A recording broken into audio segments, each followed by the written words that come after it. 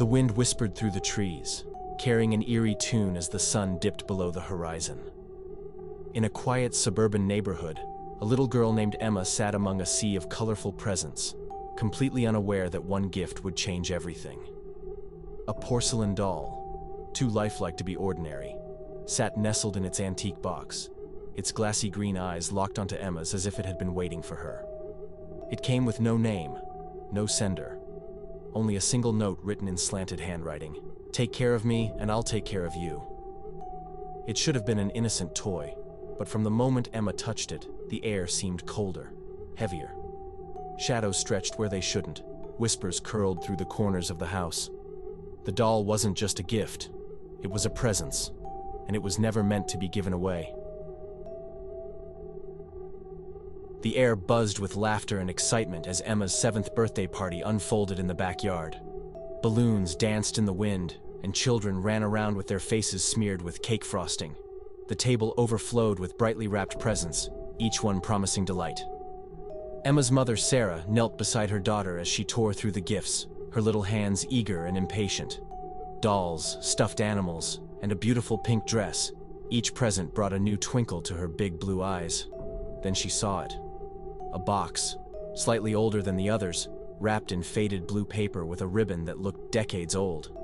The name tag had no sender, only her name in strange, slanted handwriting. Emma's fingers trembled as she pulled the ribbon, the wrapping crinkling under her grip. She lifted the lid. Inside sat a porcelain doll, pristine yet unsettling.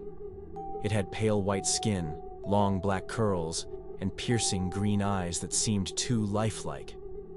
It wore a delicate Victorian-style dress with intricate lace details. Emma's excitement faltered for a moment, an odd sensation curling in her stomach. But when she lifted the doll, it felt light in her arms, almost like it was meant to be there. A strange attachment blossomed instantly. Sarah and Daniel, her father, exchanged puzzled looks. "Who brought that?" Sarah asked, her voice barely above a whisper. No one answered. That night, Emma placed the doll on a small chair beside her bed, admiring its beauty in the dim glow of her nightlight. It didn't feel like an ordinary toy. It felt special. But something felt off. She woke in the middle of the night, the room unnervingly silent. Her breath hitched as she noticed something strange. The doll was no longer in the chair. It was sitting on her desk. A small yellowed piece of paper lay in its lap. Hesitantly, Emma reached for it, her fingers tingling with fear. "Play with me, Emma." Her heart pounded as she looked toward the door. Had her parents moved it? Was this a joke? But deep down, she knew no one had entered her room. Days passed, and strange occurrences continued. The doll kept moving, never where Emma left it. At first, her parents dismissed it, assuming she was playing tricks, until they found the second note. Sarah was folding laundry when she saw it. Another yellowed scrap of paper, this time resting on the kitchen counter beside the doll. "I remember." A chill slithered down her spine. The handwriting was jagged, almost desperate. She grabbed the doll and stormed into the living room where Daniel was reading. "This isn't funny," she snapped. "Did you write this?" Daniel looked up, confused. "What are you talking about?" She handed him the note. His expression darkened as he read it. Then they both turned to Emma, who stood in the doorway, her face pale. "I didn't do it," she whispered. A crash echoed from upstairs. Everyone froze. That night, Emma lay awake, the silence pressing against her ears.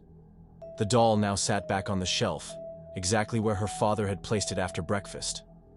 But it felt different now, as if the room itself resisted her attempts to sleep. A floorboard creaked. Emma's breath caught. She squeezed her blanket tighter around her shoulders, her wide blue eyes locked onto the darkness in the corner of her room. Then came the whispering.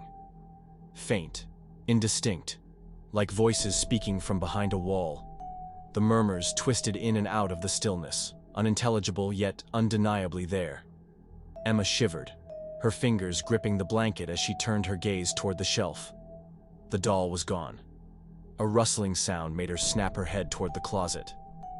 Her heartbeat pounded in her ears as she saw the doll sitting on the floor in front of the slightly open closet door. Another note lay in its lap, barely visible in the dim glow of her nightlight. With shaking hands, Emma reached out and grabbed the note, unfolding it with cautious fingers. "He hurt me, so I will hurt you." Emma let out a sharp gasp, her hand flying to her mouth. Her body trembled as the air around her turned icy. Then, ever so slowly, the closet door creaked open wider. Sarah spent the next morning researching the house's history. She searched through town archives, looking for any record of a tragedy. What she found made her blood run cold. Decades ago, a girl named Lillian once lived in the house. She was 7 years old, just like Emma. Lillian had died under mysterious circumstances, and her father was the prime suspect. However, the case had gone cold, and no one had been charged.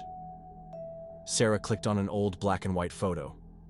Lillian was holding a doll, the same doll Emma now owned. Her hands trembled as she shut the laptop. She had to get rid of it.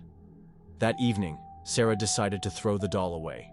She wrapped it in a plastic bag and tossed it into the garbage bin outside.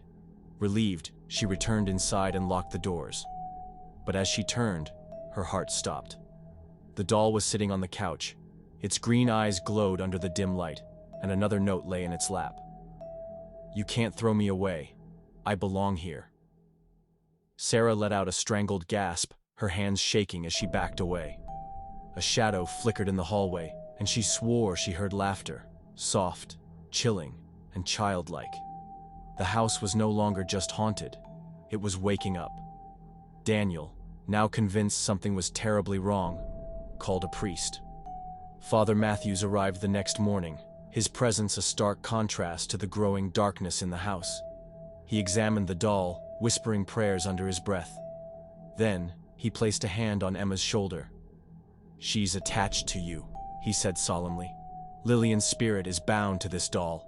She was hurt, and she seeks vengeance." Emma's lower lip trembled.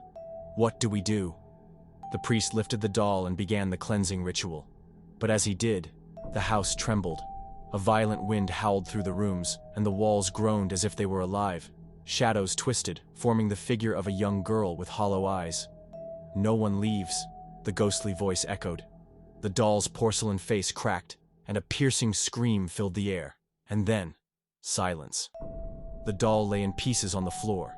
Emma clutched her mother as Sarah sobbed in relief. The house, once filled with darkness, felt lighter. But as they left the room, none of them noticed a single green eye, still intact, staring up from the fragments. Watching, waiting.